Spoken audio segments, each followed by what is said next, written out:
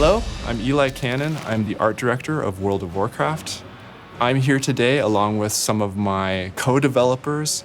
At the time, we were all level designers, and we want to talk to you about creating the world of Northraend for Wrath of the Lich King. I am Sarah Bouillon-Verrill, and I'm currently one of the lead level designers on the World of Warcraft team. Back when we were creating Northraend, I was a senior level designer.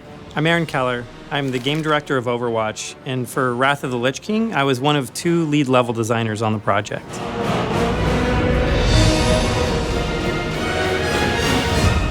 So Northraend is one of the most infamous locations of all of Azeroth. That's something that we have had in our lore since the beginning. It was one of the main settings for the RTS game, and it spawned some really amazing characters like Arthas. Building his world, building the place that so much of his history took place in was a really exciting opportunity for us. And of course, it's someplace we knew we always wanted to come back to, and Wrath of the Lich King was the perfect time to do that.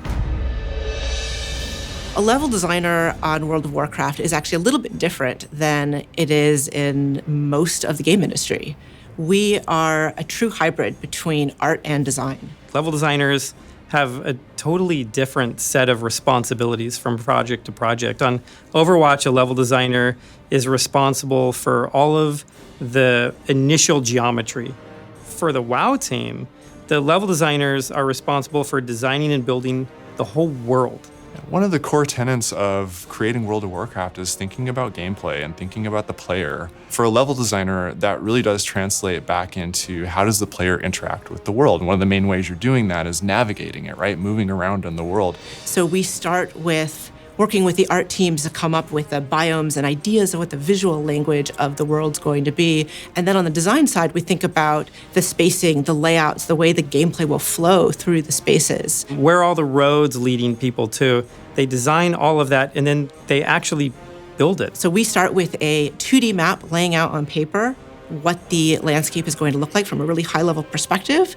Then we get up into the editor and we start our rough 3D, which is where we're blocking in the spaces. So when we're concepting a zone, it's really great to have one image that really defines what the zone is, and it'll handle a lot of things. It'll handle the mood, and it'll handle the color palettes of the zone. All of those sorts of elements would be represented in this postcard image, and we call it a postcard because it's kind of like what you would buy at a convenience store and send back home as like a representation of the most ideal version of this place.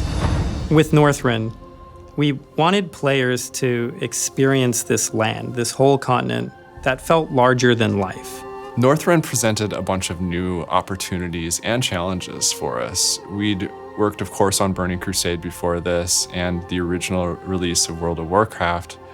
And when we got into Northraend, we really tried to evolve the way that we were thinking about world design and the way that we were thinking about large elements in the world.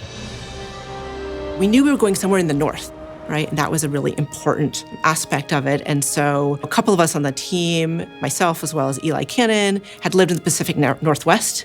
The beautiful mountainscapes, the snow-packed peaks, even the evergreen forests of Washington and the Olympic forest there, all of these things really played into inspiring us when we were thinking about building out Northraend.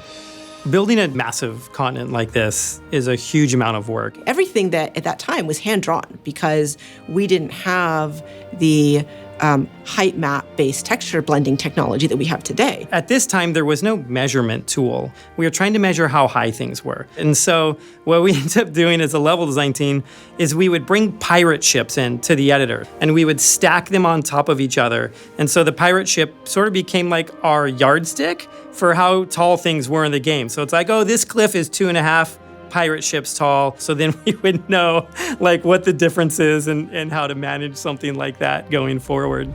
We spent, I think, 3 or 4 months just playing with the editor and pushing it and just trying to figure out what could we get out of the tools that we had that we hadn't sort of tapped fully previously. One of those things was the copy-paste tool. So we found a lot of success using copy-paste tool in Outland, but we used it to an entirely different level in Northraend, and ultimately allowed us to put things together like Icecrown Glacier in a very small amount of time and still have it look very refined and very hyper-detailed in a way that we wouldn't have been able to achieve before. So Grizzly Hills was this fantastical redwood forest with, trees with massive girth and excessive height and a place that you could really get lost into. one of the level designers really wanted to make villages throughout this forest that would have been maybe built from the trees. And then we had this race, we called them the trappers. So this level designer said, I've got a log. I bet I could make log cabins for them.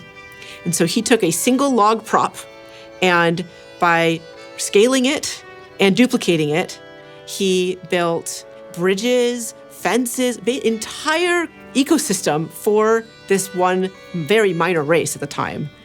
And it was amazing. Another really interesting zone that we created for Northrind was Borean Tundra. It was an extremely unique challenge for the team in that we had to blend a bunch of very disparate colors together. We had a really bright yellow and red palette, and we had something that was almost a sage green color. To do this, we created what we call a brain technique, and it's basically a repeating pattern on the ground that you don't see unless you're over the top of it. But it gives you a sense of gradation of color and changes in the texture of a large flat ground plane, which is exactly what Borean Tundra was. It was just a big open, vast tundra space. Didn't have a lot of trees, didn't have a lot of bushes, so it was really important to try to create something very interesting visually to look at as you were looking across this big, vast open space. And we did it with color. So when we were designing Howling Fjord, we knew that this was going to be the drop-off location for Alliance players. And we really wanted them to sail through this narrow, impossibly tall cavern through this fjord. These boats are really big.